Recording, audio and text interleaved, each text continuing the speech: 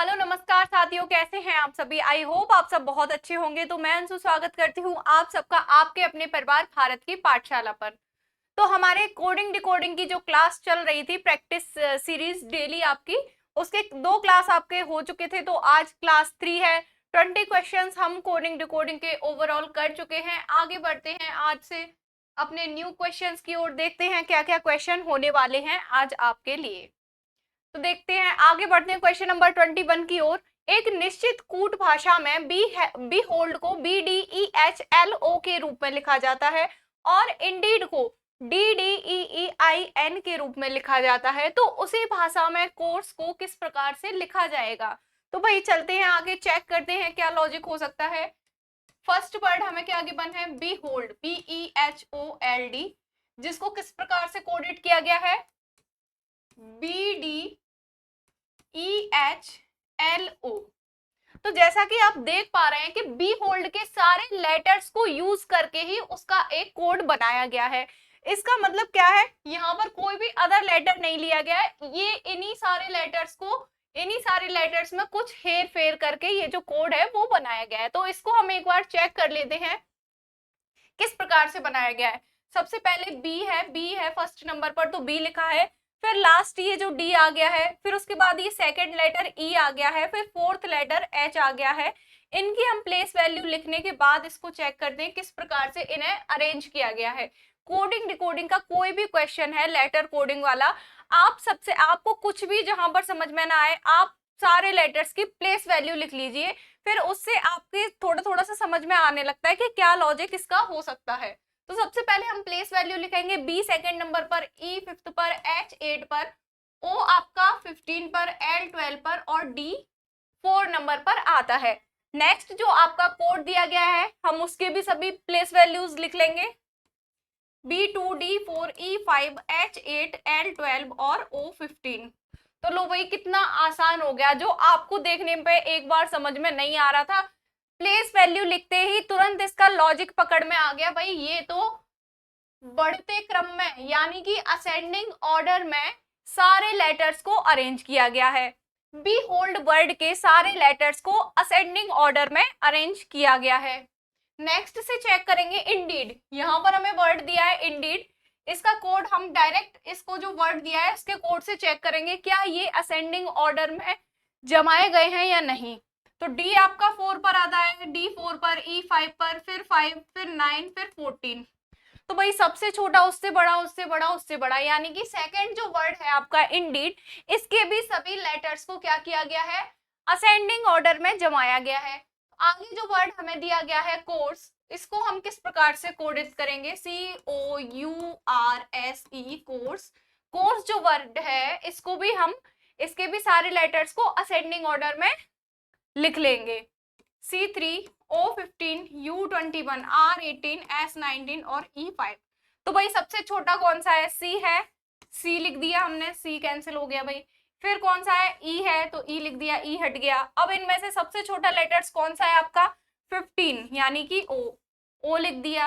अब इन तीनों में 18 R लिख दिया भाई, 19 S लिख दिया, 21 U लिख दिया। तो भाई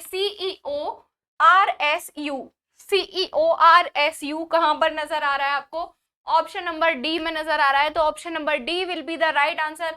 आगे बढ़ जाएंगे नेक्स्ट क्वेश्चन की ओर। एक निश्चित कूट भाषा में यदि ग्लैडिएटर को क्या लिखा जाता है भाई, एक वर्ड है ग्लैडिएटर को, उसको क्या लिखा जाता है, TROLIGDAA लिखा जाता है। उसी कूट भाषा में हम स्किलफुल को किस प्रकार से लिखेंगे। तो भाई लिख लेते हैं हम यहाँ पर, ग्लैडिएटर क्या लिखा जा रहा है इसको, TROLIGDAA।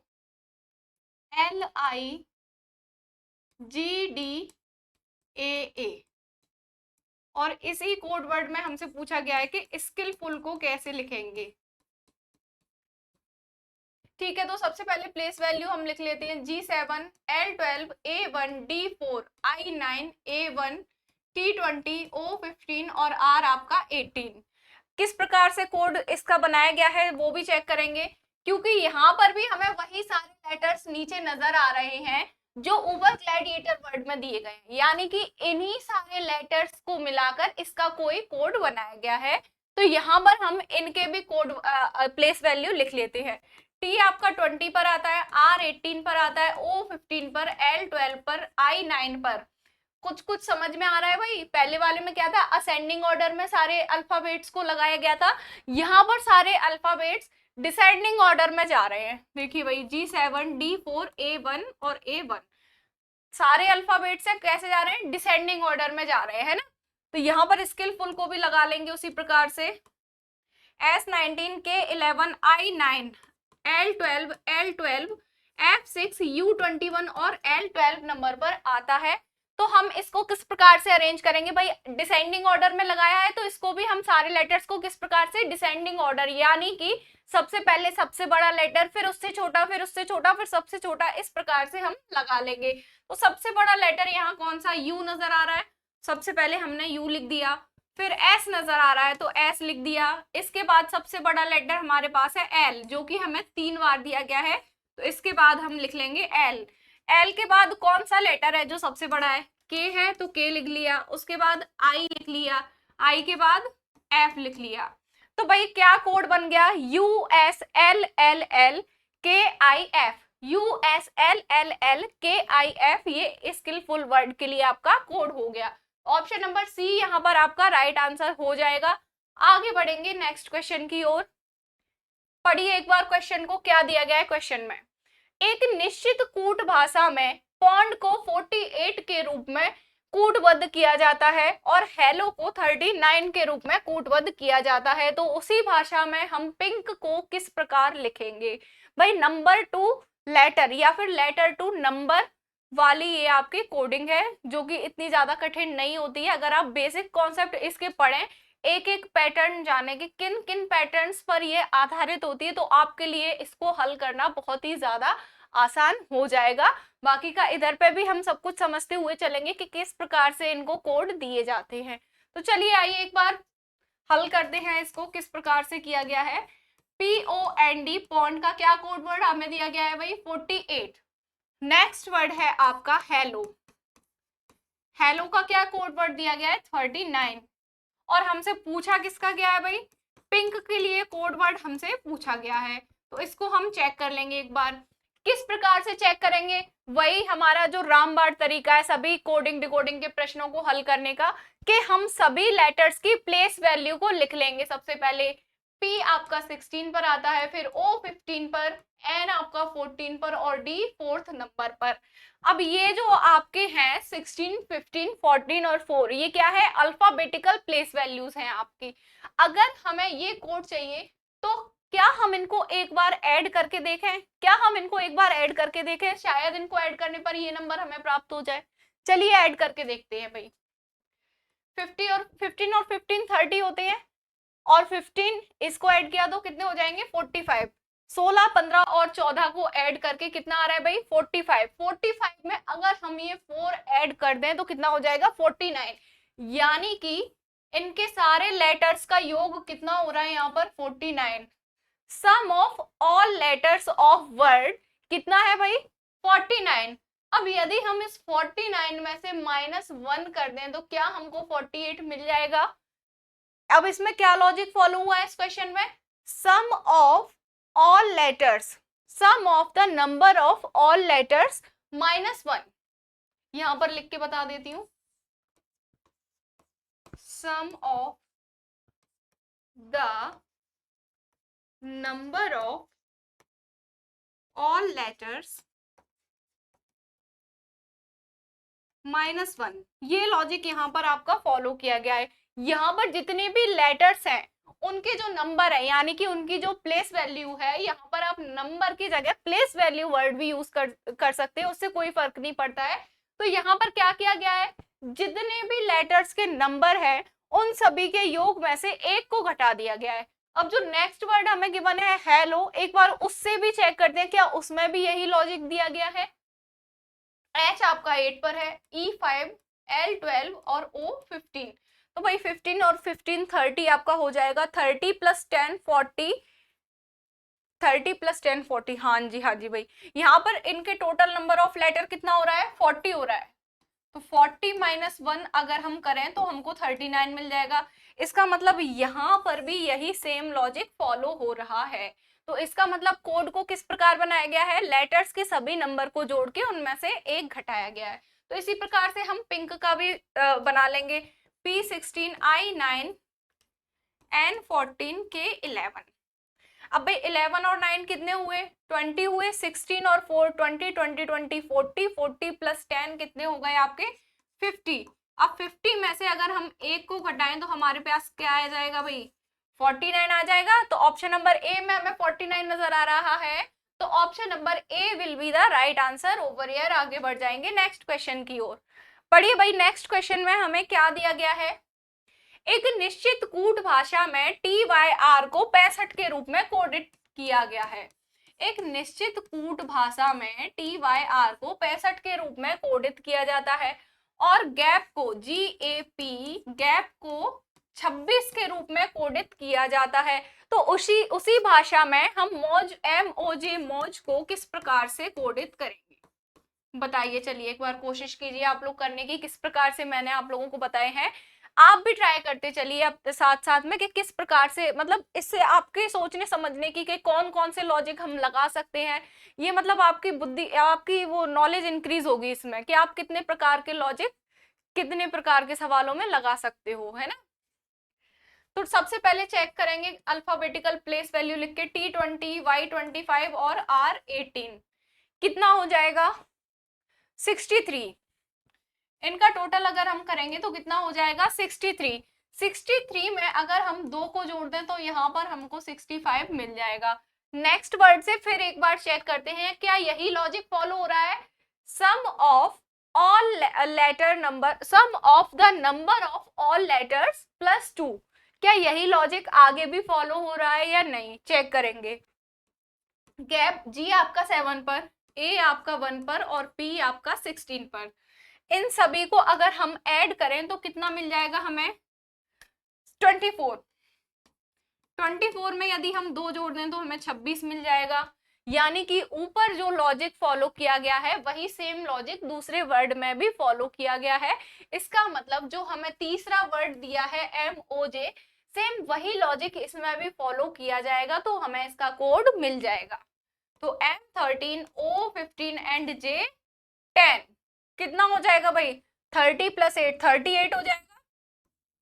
38 में अगर हम 2 को ऐड कर दें तो हमें कितना मिल जाएगा 40। तो ऑप्शन नंबर सी यहाँ पर आपका राइट आंसर हो जाएगा 40। क्वेश्चन नंबर 24 का option number C right answer होगा भाई 40। आगे बढ़ जाएंगे, नेक्स्ट क्वेश्चन देखेंगे। एक निश्चित कूट भाषा में फ्रुक्टस को 108 के रूप में कोटबद्ध किया जाता है और स्प्रिंटर्स को 119 के रूप में कूटबद्ध किया जाता है। तो उसी भाषा में हम मैस्कुलाइन को किस प्रकार से कूटबद्ध करेंगे ये बताना है हमें। तो फर्स्ट वर्ड हमें क्या दिया गया है, FRUCTUS फ्रुक्टस, इसको हमने 108 के रूप में कोटबद्ध किया है। नेक्स्ट वर्ड है आपका स्प्रिंटर, SPRINTER, इसको हमने 119 के रूप में कोटबद्ध किया है। नेक्स्ट वर्ड हमें दिया है मैस्कुलाइन, MASCULINE, इसका कोड हमसे पूछा गया है। तो भाई चेक करेंगे सबकी प्लेस वैल्यू लिख के, F6 पर, R18 पर, U21 C3, T20 U21 और S19। तो सबसे पहले इनको सबको जोड़ के देखते हैं, जोड़ने से कोड बन रहा है या जोड़कर उसमें से कुछ घटाया या जोड़ा फिर भी गया है, चेक कर लेते हैं। ठीक है, ये तीनों कितने हो जाएंगे, तीनों को ऐड करेंगे 60 हो जाएगा। 60 होने के बाद यहाँ पर आगे बढ़ेंगे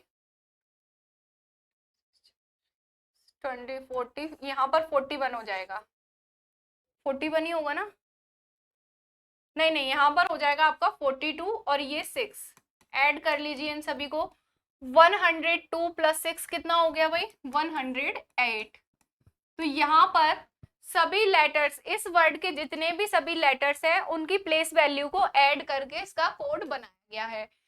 फ्रुक्टस वर्ड के जितने भी सभी लेटर्स हैं उनकी प्लेस वैल्यू, जो उनकी अल्फाबेटिकल प्लेस वैल्यू है, उन सभी को ऐड करने के बाद उनका कोड हमें मिल गया है 108।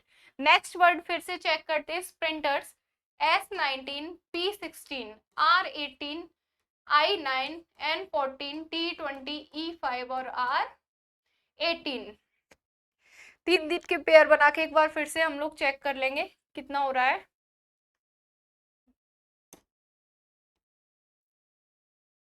कितना हो रहा है, 30 और 10 40, 40 और 10 कितना हो जाएगा, 50, 50 और 3 53। यहाँ पर चेक करेंगे, यहाँ पर चेक करेंगे भाई कितना हो रहा है, 20 20 40, 40 और 3 43। ये 5 और 18 कितना हो जाएगा, 23। इनको ऐड कर लीजिए, 3 3 3 9, 4 और 2 6, 6 और 5 11, तो 119। इन सभी को सारे number of letters alphabetical place value को ऐड करने के बाद क्या आया है हमारा, 119। आगे हम मैस्कुलाइन का भी चेक कर लेते हैं भाई, मैस्कुलाइन का क्या बनेगा आपका, 13 1 19S, C3, U21, L12, I9, N14 और E5 कितना हो जाएगा भाई, 9 और 1 10, 9 और 5 14, 14 14 28। ठीक है भाई, इसको चेक करेंगे, 12 और 3 15, 15 और 20 35 और 1 36, यहाँ 36 हो जाएगा। ठीक है, 19 और 1 20, 20 और 10 30, 30 और 3 33, तो कितना हो जाएगा भाई, 8 और 6 14, 14 और 3 17, 17, एक हासिल आ गई आगे, 3 और 3 6 7 8 और 1 9। तो भाई मैस्कुलाइन वर्ड का जो कोड है वो क्या बना है हमारा, 97। तो ऑप्शन नंबर बी यहाँ पर आपका राइट आंसर हो जाएगा। आगे बढ़ेंगे नेक्स्ट क्वेश्चन की ओर। एक निश्चित कूट भाषा में यदि ट्रबल को 93 के रूप में कूटबद्ध किया जाता है और कम्यूट को 90 के रूप में लिखा जाता है, तो उसी भाषा में हम फ्रैक्शन को किस प्रकार से लिखेंगे। भाई कीजिए कोशिश एक बार, किस प्रकार लिख सकते हैं। क्या वर्ड दिया गया है हमें, ट्रबल, TROUBLE, ट्रबल। ट्रबल के लिए कोड है हमारा 93। नेक्स्ट वर्ड है हमारा कम्यूट, COMMUTE, कम्यूट को कोड दिया है 90। थर्ड आपका वर्ड है फ्रैक्शन, FRACTION, जिसका हमें कोड निकालना है कि क्या हो सकता है। प्लेस वैल्यू लिखेंगे, T20 पर, R18 पर, O15 पर, U21 पर, B2 पर, L12 पर और E5 पर। कितना हो जाएगा भाई, ये 19 हुआ, यहां पर कितना होगा, 20 और 20 40 और 1 50 और 4 54। ठीक है भाई, ये कितना है 20। इन सभी को ऐड कर लीजिए, 50 60 70 74 हो गया यहाँ पर, 74 और 10 कितना हो जाएगा, 84, 84 और 9 83 हो जाएगा, यानी कि 83, एक मिनट, 84 और 9 93 हो जाएगा। तो यहाँ पर भी टोटल नंबर ऑफ लेटर्स, मतलब टोटल किसका सम किया गया, sum of total number of alphabetical letters. ठीक है भाई, अल्फाबेटिकल लेटर्स का सभी का टोटल करके लिखा गया है। C आपका 3 पर, O आपका 15 पर, M13, U21, T20 पर और E5 पर कितना हो जाएगा भाई, एक बार चेक करेंगे, 20 और 20 40 और 6 46, 43, 43 13 और 13 कितना हो गया 26, 15 और 3 कितना हो गया 18। अब इनको ऐड कर लीजिए, 6 और 6 12, 12 और 8 20, 0 आगे 2 हासिल आ गई, 4 और 2 6, 6 और 2 8 और 1 9, 90। यानी कि क्या ही लॉजिक है यहाँ पर, sum of total number of letters. क्या कैसे कोड बनाया गया है, टोटल नंबर ऑफ लेटर्स का सम कर दिया गया है। यानी कि एक वर्ड में जितने भी लेटर्स दिए हैं, जितने भी लेटर्स दिए हैं उन सभी की प्लेस वैल्यू का, अल्फाबेटिकल प्लेस वैल्यू का टोटल करके यहाँ पर आपका कोड बनाया गया है। Sum of total number of alphabetical place value of letters. ठीक है भाई, यहाँ पर वो सब कुछ लिखूंगी तो बहुत ज्यादा लंबा हो जाएगा, मैंने बोल दिया है, आप लोग नोट डाउन कर लीजिए। ठीक है, कंफ्यूज होने की जरूरत नहीं है कि नंबर ऑफ लेटर है या फिर अल्फाबेटिकल नंबर ऑफ लेटर है, ये तो कॉमन सेंस की बात है। जब हम अल्फाबेटिकल नंबर ऑफ लेटर के सम कर रहे हैं तो फिर वहां पर अल्फाबेटिकल नंबर ऑफ लेटर ही होगा। ठीक है भाई, तो नेक्स्ट वर्ड हमें क्या दिया गया है, फ्रैक्शन। फ्रैक्शन का हम कर लेंगे चेक एक बार। 6 R18 A1 C आपका 3 T20 I9 O15 और N14 चेक करेंगे कितना होगा। 19 और 6 25, 12 और 20 कितना हो जाएगा 32, 15 और 14 कितना हो जाएगा 29, 9 और 2 11, 11 और 5 कितना हो जाएगा भाई 16, 11 और 5 16 हो गया। अब यहाँ पर 3 और 3 6 और 2 8, यानी कि ऑप्शन नंबर ए 86 यहाँ पर आपका राइट आंसर हो जाएगा। सभी अल्फाबेटिकल प्लेस वैल्यू को हमने, वर्ड में जितने भी लेटर्स है उन सभी की अल्फाबेटिकल प्लेस वैल्यू का सम यहाँ पर कोड के रूप में आपको दिया गया है। आगे बढ़ेंगे क्वेश्चन नंबर 27 की ओर। एक निश्चित कूट भाषा में यदि मिक्सचर को 117 के रूप में MIXTURE मिक्सचर को 117 के रूप में और फ्लावर को 85 के रूप में कूटबद्ध किया जाता है तो उसी भाषा में मर्जर को किस रूप में कूटबद्ध किया जाएगा, ये हमें बताना है। मिक्सचर को 117, फ्लावर को किस में किया गया है, FLOWER, फ्लावर को 85 के रूप में कूटबद्ध किया गया है, तो हमें बताना किसका है, मर्जर का, MERGER, मर्जर का कोड हमें बताना है। यहाँ चेक करेंगे एक बार। M13 I9 X24 T20 U21 R18 और E5 पर आता है। चेक कर लेंगे, यहाँ पर अगर हम इन तीनों को ऐड करें तो हमारे पास हो जाएगा 65, 13 और 9 को ऐड करने पर मिल जाएगा 22। ठीक है भाई, 18 और 5 को ऐड करने पर क्या मिलेगा हमें, 23। ठीक है, इनको सभी को ऐड कर लीजिए। अब 3 और 5 8, 8 और 2 10, एक हासिल। ठीक है, 3 और 6 9, 9 और 2 11। तो यहाँ पर सभी अल्फाबेटिकल प्लेस वैल्यू का योग कितना हो रहा है 110, लेकिन कोड क्या है 117। तो इसका क्या मतलब हुआ भाई, यहाँ पर कहीं ना कहीं 7 को ऐड किया गया है। ठीक है, 110 में 7 को ऐड किया गया है, तब हमें ये 117 मिला है। आगे चेक कर लेंगे फ्लावर से। F6 FL12 O15 W23 E5 और R18 पर आता है। इनका टोटल अगर हम करें तो 23 और 23 हमारे पास 46 हो जाएगा। यहाँ पर 18 और 15 कितना हो जाएगा 28 और 5, 28 और 5 कितना हो जाएगा 33। ठीक है भाई, कितना होगा टोटल 6 और 3 9, 4 और 3 7, 79 हो रहा है। अब यहाँ पर 79 में अगर हम 6 को जोड़ दें तो हमें 85 मिल जाएगा। तो भैया बड़ा कंफ्यूजन है, कहीं पर 7 जोड़ रहे हैं, कहीं पर 6 जोड़ रहे हैं। भाई अल्फाबेटिकल प्लेस वैल्यू के सम में हमने ऊपर वाले में तो 7 जोड़ दिया और नीचे वाले में 6 जोड़ रहे हैं, तो भाई ये किस हिसाब से जोड़ रहे हैं, तो भाई यहाँ पर हम total number of letters count कर लेंगे एक बार। नंबर ऑफ लेटर्स यानी कि इस वर्ड में जितने भी लेटर्स हमें दिए गए उनको काउंट करके देखते हैं। 1 2 3 4 5 6 7, लो भैया लॉजिक हाथ में आ गया। क्या किया है यहाँ पर, टोटल अल्फाबेटिकल प्लेस वैल्यू के सम में इस वर्ड में जितने भी लेटर्स दिए हैं टोटल नंबर ऑफ लेटर्स को ऐड कर दिया गया है। मिक्सचर वर्ड में 7 लेटर आपके दिए गए हैं, तो यहाँ पर total alphabetical value place value के ऐड में, प्लेस वैल्यू के सम में हमने इन टोटल नंबर ऑफ लेटर को ऐड कर दिया यहाँ। ठीक है भैया, समझ में आ गया। यहाँ पर भी क्या किया है, जो सम था, sum of alphabetical place value plus क्या प्लस किया है इसमें, total number of letter. Flower में कितने लेटर है, 1 2 3 4 5 6, इसलिए यहां पर क्या जोड़ दिया है, 6। क्या जोड़ा है, टोटल नंबर ऑफ लेटर।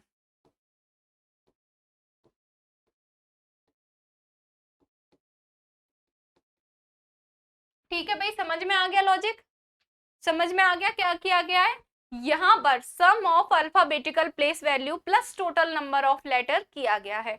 तो आगे इसी प्रकार से हम मर्जर का भी कोड बनाने की कोशिश करेंगे। एम आपका 13 पर आता है, ई 5 पर आता है, आर 18 पर, जी 7 पर, ई 5 पर और आर 18 पर। तो भाई यहाँ पर बी 12 और 18 को जोड़ेंगे तो कितना हो जाएगा, इन सबका टोटल 30। यहाँ पर अगर हम 18 और 18 को जोड़ेंगे तो कितना हो जाएगा, 36। इन दोनों को ऐड किया तो कितना मिल जाएगा हमें, 66। लेकिन 66 में हम क्या और जोड़ेंगे, टोटल नंबर ऑफ लेटर्स। कितने लेटर्स है मर्जर वर्ड में, 1 2 3 4 5 6, 66 में 6 और ऐड कर देंगे तो यहाँ पर इसका कोड हमें क्या मिल जाएगा, 72। 72 हमें ऑप्शन नंबर बी में दिया गया है, तो option number B will be the right answer. आगे बढ़ेंगे क्वेश्चन नंबर 28 की ओर। यदि किसी निश्चित कूट भाषा में टीचर को 4 2 3 5 7 2 6 लिखा जाता है और स्ट्रेंथ को 8 4 6 2 9 4 7 के रूप में कूटबद्ध किया जाता है, तो उसी कूट भाषा में हम एंट्रेंच को किस रूप में लिखेंगे, ये हमें बताना है। तो वही चेक कर लेते हैं, टीचर को क्या कोड दिया गया है, TEACHER। टीचर का कोड क्या है भाई, 4 2 3 5 7 2 6। ठीक है, नेक्स्ट वर्ड दिया गया है हमें स्ट्रेंथ, STRENTH। स्ट्रेंथ के लिए क्या कोड दिया गया है, 8 4 6 2 9 4 7। और हमको बताना किसका है, एंट्रेंच का। ऊपर लिख लेते हैं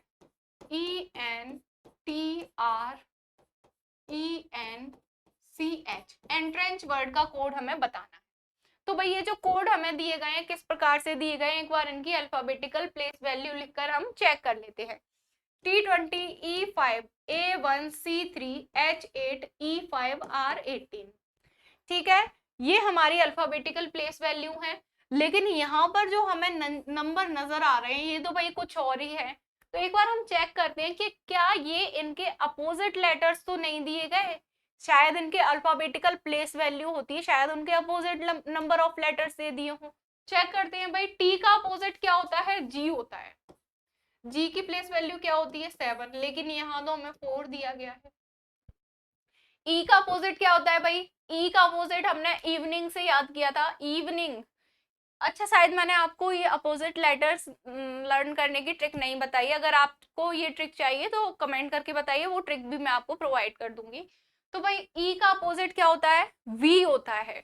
वी की प्लेस वैल्यू क्या होती है, 22, लेकिन यहाँ तो हमें सिर्फ 2 ही दी गई है। ए का अपोजिट क्या होता है, 26, यानी कि जेड। यहाँ पर तो हमें 3 नजर आ रहा है, यानी कि यहाँ पर random number of letter use किए गए हैं, रैंडम नंबर यूज किए गए हैं। जैसे कि टी के लिए आपको 4 दिया गया है, ई के लिए 2 दिया गया है, ए के लिए 3। ये ना तो इनके अपोजिट नंबर ऑफ लेटर्स हैं, ना ही ये इनकी अल्फाबेटिकल प्लेस वैल्यू है ना। तो आगे हम दूसरे वर्ड में भी चेक करें, अगर S19 पर होता है लेकिन यहाँ पर 8 दिया गया है, T20 पर होता है लेकिन यहाँ पर आपको 4 दिया गया है। तो इन दोनों वर्ड्स को देखने के बाद आपको एक चीज नजर आ रही होगी कि जहां पर आपको T दिख रहा है वहां पर आपको 4 दिख रहा है, यानी कि T के लिए क्या कोड दिया है इनने, 4 कोड दिया है T के लिए। और भी वर्ड्स हम चेक कर लेते हैं, शायद ऐसे ही कोई कॉमन वर्ड और भी हो इसमें। तो यहाँ पर अगर हम ई की बात करें, जहां पर हमें ई दिख रहा है वहां पर हमें 2 दिख रहा है, यानी कि ई के लिए क्या कोड दिया गया है, 2। ई के लिए क्या कोड है, 2। टी के लिए क्या कोड हमने ढूंढा था, टी के लिए हमने कोड ढूंढा था 4। ठीक है, इसके बाद अगर हम एन की बात करें, एन कहाँ है, ये रहा एन। एन के लिए क्या कोड है भाई, 9। आर, आर देखिए, आर के लिए क्या कोड है, 6। आर के लिए क्या कोड आ रहा है, 6, तो 6 लिख देंगे। ई के लिए क्या कोड देखा था हमने, 2। एन के लिए 9, अगर हम सी की बात करें तो 5 आ रहा है सी का कोड। एच की अगर हम बात करें तो 7 आ रहा है। जहां जहां पर हमें एच नजर आ रहा है वहां वहां पर हमें 7 नजर आ रहा है। इसका मतलब एच का कोड क्या है? 7। तो इस प्रकार से हमें ये डायरेक्ट कोडिंग कहलाती है, जिनमें किसी भी लेटर या किसी भी नंबर का एक कोड निर्धारित कर दिया जाता है। वो ना ही तो उसकी अल्फाबेटिकल प्लेस वैल्यू होती है, ना ही वो उसके अपोजिट नंबर ऑफ लेटर होते हैं। कोई भी रैंडम नंबर को किसी भी लेटर का कोड दे दिया जाता है। यहाँ तो बात हुई नंबर की। कई सारे क्वेश्चंस में आपको नंबर्स की जगह सिंबल्स भी नजर आ सकते हैं, है ना। लेटर्स की जगह लेटर्स भी नजर आ सकते हैं। यहाँ पर ये लेटर्स के साथ कोई भी लेटर भी कोड दे दिया जा सकता है। जैसे आर का कोड आपको एस दे दिया जाएगा, ई का कोड आपको एफ दे दिया जाएगा। तो इस प्रकार भी आपका कोई लॉजिक बना सकते हैं ये, है ना। तो यहाँ पर क्या किया गया है, सभी लेटर्स के लिए एक पर्टिकुलर नंबर डिसाइड कर दिया गया है, जो कि रैंडमली लिया गया है। वो उससे किसी भी प्रकार से कनेक्टेड नहीं है, ना ही तो वो उसकी अल्फाबेटिकल प्लेस वैल्यू है और ना ही वो उसका opposite number of opposite letter है। ठीक है भाई, समझ में आ गया। तो इस प्रकार से एंट्रेंच का कोड हमारा क्या बन गया, 2946 ऑप्शन नंबर ए में हमें ये नजर आ रहा है, तो option number A will be the right answer. आगे देखेंगे क्वेश्चन नंबर 29 में हमसे क्या पूछा गया है। एक निश्चित कूट भाषा में 587 को सी गुड पिक्चर्स के रूप में लिखा जाता है। भाई इस प्रकार की कोडिंग को हम बोलते हैं चाइनीज कोडिंग, और एसएससी में भर भर के इस प्रकार के क्वेश्चन आपको देखने को मिल सकते हैं। ठीक है, 587 को क्या लिखा जाता है, सी गुड पिक्चर्स। 539 के कोड के लिए क्या कोड है भाई, good and beautiful. Next word है 967 को क्या लिखा जाता है भाई, पिक्चर्स आर ब्यूटीफुल। तो उसी भाषा में सी शब्द के लिए कौन सा कूट होगा। चलिए आगे हम चेक करते हैं कैसे कर सकते हैं हम इसे। भाई एक आपको नंबर दिया गया है 587, विजिबल हो रहा है ये कलर, हाँ भाई दिख तो रहा है, थोड़ा सा ऊपर लिख लेते हैं। एक नंबर है 587, इसमें क्या है, इसकी कोड क्या है भाई, सी गुड पिक्चर्स, सी गुड पिक्चर्स, PICTURES। ठीक है भाई। नेक्स्ट आपका क्या दिया गया है 539, इसका क्या कोड है, गुड एंड ब्यूटीफुल।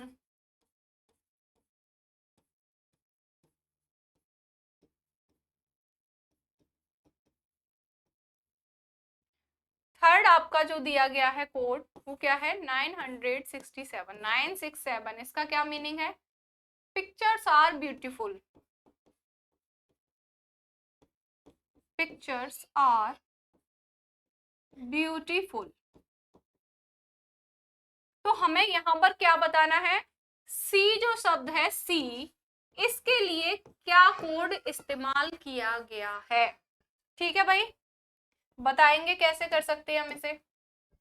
587 पहले, सबसे पहले हम कंपैरिजन करेंगे स्टेटमेंट फर्स्ट की, ये फर्स्ट स्टेटमेंट है आपका और ये आपका सेकंड स्टेटमेंट है। ठीक है भाई, तो स्टेटमेंट 1 और 2 की कंपैरिजन करने पर, स्टेटमेंट फर्स्ट और सेकंड की कंपैरिजन करेंगे तो देखेंगे किसका कोड निकल के आ रहा है। तो क्या चीज आपको कॉमन नजर आ रही है, यहां पर आपको 5 कॉमन नजर आ रहा है। आगे हम सेंटेंस में देखेंगे, सेंटेंस में कौन सा वर्ड कॉमन है भाई, 5 कॉमन है नंबर्स में। सेंटेंस में क्या कॉमन है भाई, गुड कॉमन है आपका। तो इसका क्या मतलब हो गया भाई, 5 के लिए क्या कोड यूज किया जा रहा है, गुड, क्योंकि दोनों ही आपके स्टेटमेंट में यहां पर 5 कॉमन है, यहां पर गुड कॉमन है। तो इसका मतलब क्या समझ में आ रहा है आपको, 5 के लिए क्या वर्ड यूज किया है, गुड वर्ड यूज किया है। आगे चेक करेंगे दूसरा, आगे दूसरे स्टेटमेंट से हम कंपैरिजन करेंगे। कंपैरिजन करेंगे हम स्टेटमेंट 1 की और स्टेटमेंट 3 की। क्या कॉमन आ रहा है भाई, 7 जो है वो कॉमन है दोनों में, 7 जो नंबर है वो कॉमन आ रहा है फर्स्ट में और थर्ड में। अब हम वर्ड देखेंगे, वर्ड कौन सा कॉमन है भाई, पिक्चर्स वर्ड कॉमन हमें यहाँ पर दिख रहा है, यहाँ पर भी पिक्चर्स है, यहाँ पर भी पिक्चर्स है। ठीक है, तो स्टेटमेंट 1 में और 3 में क्या कंपैरिजन हुआ भाई, 7 दोनों में नंबर कॉमन था और वर्ड क्या कॉमन था, पिक्चर। ठीक है, तो इसका मतलब क्या हो गया, जो नंबर 7 है उसके लिए क्या वर्ड यूज किया गया है, पिक्चर।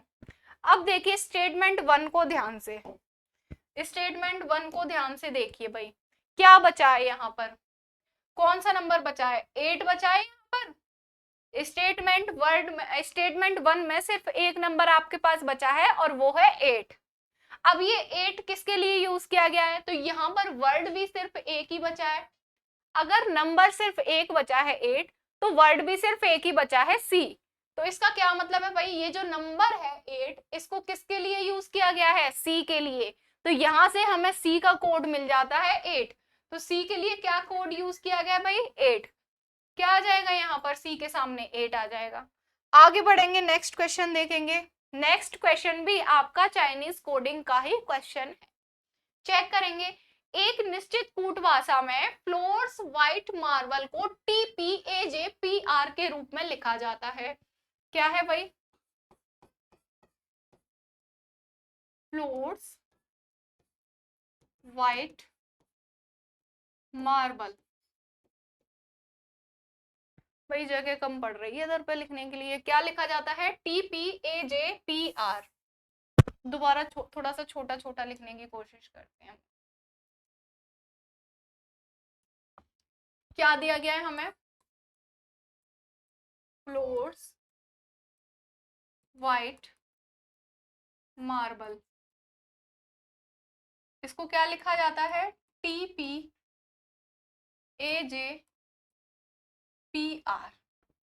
ठीक है, सेकंड आपको स्टेटमेंट क्या दिया गया है, tyre are hard white, HARD hard white. इसके लिए क्या दिया गया है हमें कोड, PRQSTR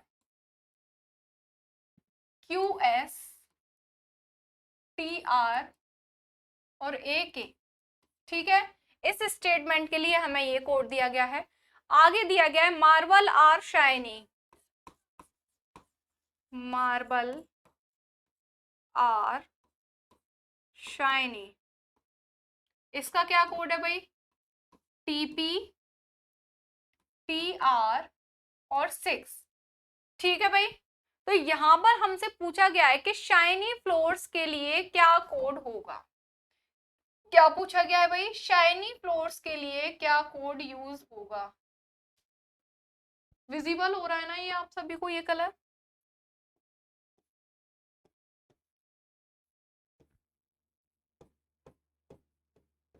शाइनी फ्लोर्स के लिए क्या कोड यूज किया जाएगा, ये हमें बताना है। ठीक है भाई, देखिए फ्लोर्स व्हाइट मार्बल को क्या लिखा जाता है, TPAJPR। Tyres are hard white, इसको लिखा जाता है PRQSTRAK। मार्बल आर शाइनी, इसके लिए कोड हमें दिया गया है TPTR6।